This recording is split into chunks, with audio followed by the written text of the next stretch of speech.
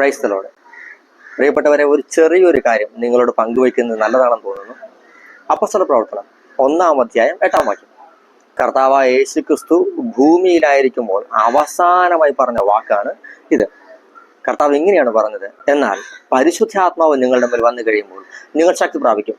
ജെറുസലേമിലും സമരിയായിലും യൂദയ മുഴുവനിലും ലോകത്തിന്റെ അതിർത്തികൾ വരെയും നിങ്ങൾ എനിക്ക് സാക്ഷികളായിരിക്കും.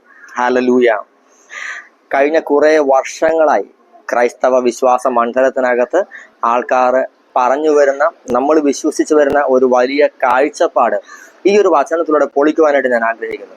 പരിശുദ്ധാത്മാവിൽ ഞാനതിൽ ആശ്രയിക്കുന്നു. ഇങ്ങനെയാണ് നമ്മളെല്ലാവരും പറയുന്ന ഒരു വാക്ക് ഇതാണ്: ഒരു പ്രവാചകനും സ്വന്തം നാട്ടിൽ പരിഗണിക്കപ്പെടുന്നില്ല. പ്രാർത്ഥിക്കുന്നവരും ശുശ്രൂഷ ചെയ്യുന്ന നമ്മളെല്ലാവരും പറയും, സ്വന്തം നാട്ടിൽ എനിക്ക് വിലയില്ല, സ്വന്തം നാട്ടിൽ എന്നെ ആരും പരിഗണിക്കുന്നില്ല, ഞാനൊരു ശുശ്രൂഷകനാണ്, അല്ലെങ്കിൽ ഞാൻ പ്രാർത്ഥിക്കുന്ന വ്യക്തിയാണ്, ഞാൻ അവഗണിക്കപ്പെടും. കാരണം ഇങ്ങനെ പറഞ്ഞിട്ടുണ്ട്. എന്നാൽ യേശു പുനരുത്ഥാനത്തിന് മുൻപ്, തൻ്റെ മഹത്വീകരണത്തിന് മുൻപ് പറഞ്ഞ വാക്കാണിത്.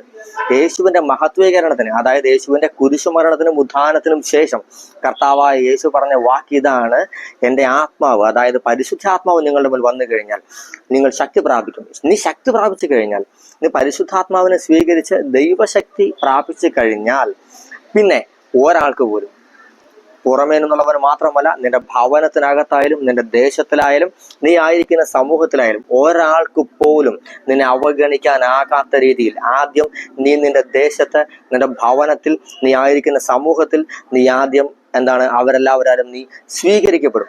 അതിന് ശേഷമാണ് പുറത്തേക്ക് നിനക്കൊരു സ്വീകരണം ഉണ്ടാകുന്നത്.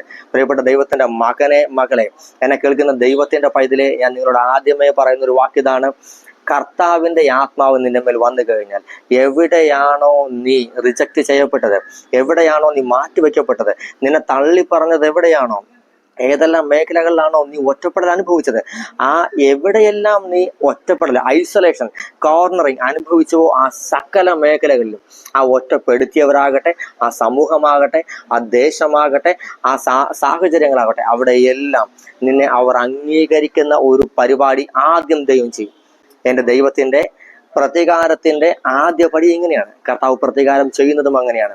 തള്ളിപ്പറയപ്പെട്ട ഇടത്തു വെച്ച് തള്ളിപ്പറയപ്പെട്ടവനെ അവരെ കൊണ്ട് തന്നെ അനുസരിപ്പിച്ച്, അവരെ കൊണ്ട് തന്നെ സ്വീകരിപ്പിക്കുന്ന ഒരു ദൈവപ്രവൃത്തിയാണ് ആദ്യം പരിശുദ്ധാത്മാവ് വന്നു കഴിയുമ്പോൾ നടക്കുന്നത്.